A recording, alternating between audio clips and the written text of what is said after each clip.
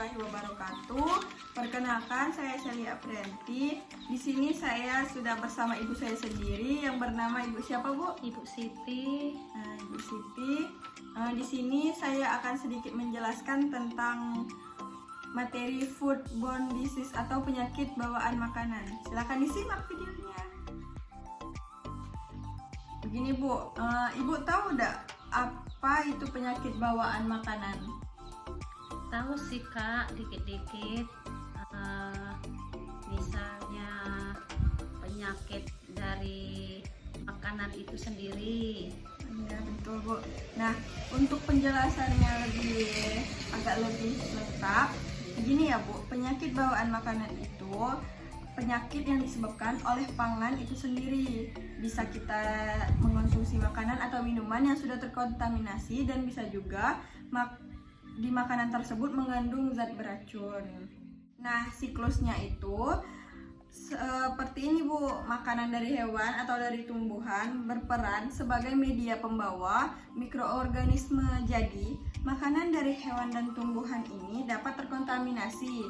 Nah, terkontaminasi itu bisa banyak, Bu, faktornya, yaitu bisa dari waktu pengolahan makanan tersebut. Misalkan ibu lagi motong ayam atau pisaunya itu tidak dicuci bersih atau bekas memotong apa. Nah, itu bisa menyebabkan juga makanan dari hewan tersebut terkontaminasi. Ibu tahu nggak apa jenis-jenis penyakit yang sering kita temui dalam kondisi kita sehari-hari, tetapi yang berkaitan dengan sistem pencernaan makanan kita sendiri? Sakit perut, diare, tipes. Ya, benar, Bu. Nah, jenis-jenis penyakitnya itu seperti kolera, seperti kecacingan, seperti penyakit disentri, dan juga penyakit tipes. Kak, Ibu nanya dikit ya. Iya, Bu. Apa aja sih penyebab makanan itu bisa rusak? Begini, Bu. Jadi makanan itu bisa terkontaminasi oleh narkoba karena beberapa hal, yaitu bisa ibu pada saat mengolah makanan dan minuman dengan tangan kotor tanpa mencuci tangan terdahulu. Nah, untuk kedua, memasak sambil bermain dengan hewan piaraan. Apakah ibu pernah memasak dengan Enggak. terus yang ketiga, menggunakan lap kotor untuk membersihkan meja dan peralatan lainnya. Jadi lap itu harus dibedakan antara lap kotor dengan lap untuk ngelap piring misalkan. Nah, itu harus beda, tidak boleh disamakan. Nah, terus untuk yang keempat, dapur yang kotor.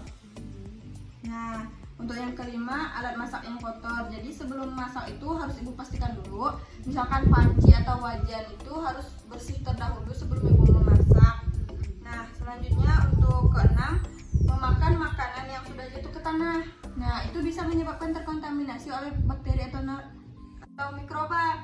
Nah, misalkan nih, biasanya kan orang-orang tuh suka makan yang makanan itu baru jatuh 1 menit, belum 5 menit. Nah, itu kita nggak tahu 1 detik aja bakterinya itu udah masuk ke dalam makanan tersebut atau belum. Nah, yang ketujuh, menyimpan makanan tanpa ditutup.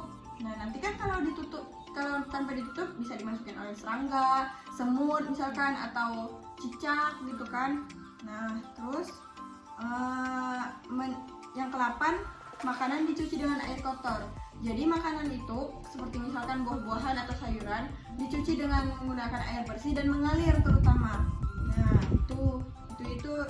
itu saja yang beberapa hal yang menyebabkan makanan bisa terkontaminasi. Baik, Bu, selanjutnya itu peranan bakteri dalam penyakit bawaan makanan. Terdapat banyak jenis bakteri. Misalkan salah satu contohnya nih, bakteri Staphylococcus. Nah, ibu tahu nggak sih bakteri Staphylococcus ini?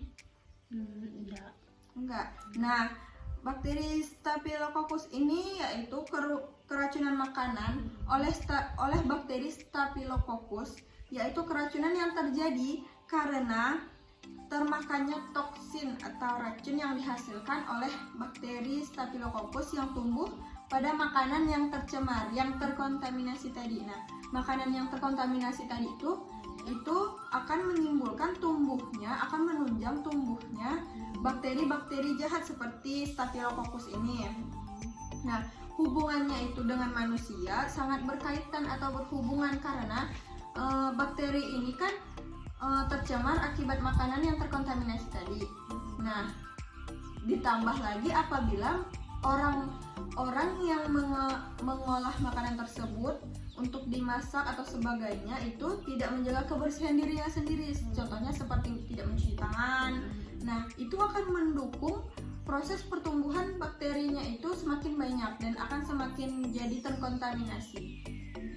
Nah, bakteri Staphylococcus ini juga tahan terhadap panas. Jadi sangat berbahaya untuk dimakan dan akan menyebabkan keracunan tadi. Jadi itulah pentingnya harus menjaga kebersihan diri dulu sebelum kita mengolah makanan tersebut. Nah, apakah Ibu pernah melihat orang dengan gejala-gejala misalkan sakit perut yang mendadak, atau Ibu sendiri sering mengalami itu, misalkan sakit perut secara mendadak, mual dan muntah? Kalau saya sih enggak, tapi saya pernah lihat gara-gara makan, mungkin makanannya basi, nggak sehat, bisa kan gejala tahu-tahu sakit perut gitu Kak. Nah, dari gejala awal bakteri Staphylococcus ini akibatnya keracunan yang timbul rasa sakit perut yang mendadak disertai dengan diare, encer atau berair, dan kadang-kadang ada juga yang beberapa orang mengalami di diare tersebut terdapat lendir dan darah. Nah, selain itu setelah mengalami diare mereka akan mengalami mual dan muntah, kemudian menjadi demam tinggi. Nah, gejala tersebut bisa berlangsung selama 2-5 hari kemudian baru bisa agak mendingan atau sembuh. Nah, cara pencegahannya itu kita itu harus memasak, misalkan Ibu harus memasak dengan baik makanan yang terbuat dari daging. Daging tersebut harus benar-benar masak dan jangan sampai ada bagian-bagian yang mentah, karena itu adalah salah satu faktor akan menyebabkan tumbuhnya bakteri-bakteri tersebut. Nah, juga melindungi makanan dari pencemaran oleh binatang.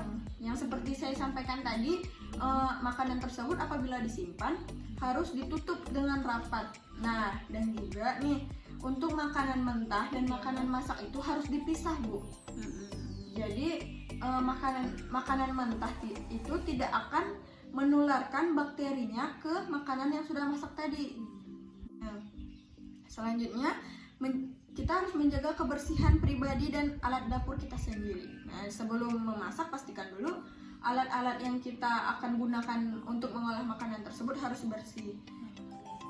Dan syarat untuk hidup sehat itu ya harus mengikuti syarat-syarat kesehatan yang sesuai yang diberlakukan di negara kita, misalkan mencuci tangan sebelum makan atau sebelum melakukan sesuatu, menjaga kebersihan diri, menjaga kebersihan rumah, menjaga kebersihan dapur terutama, Bu. Apakah Ibu sudah jelas atau apa masih? Ya udah Kak. Mungkin itu saja, Bu, yang bisa saya sampaikan ke Ibu, yang bisa saya sedikit memberikan informasi kepada Ibu. Terima kasih atas partisipasinya Ibu. Saya ucapkan Assalamualaikum warahmatullahi wabarakatuh.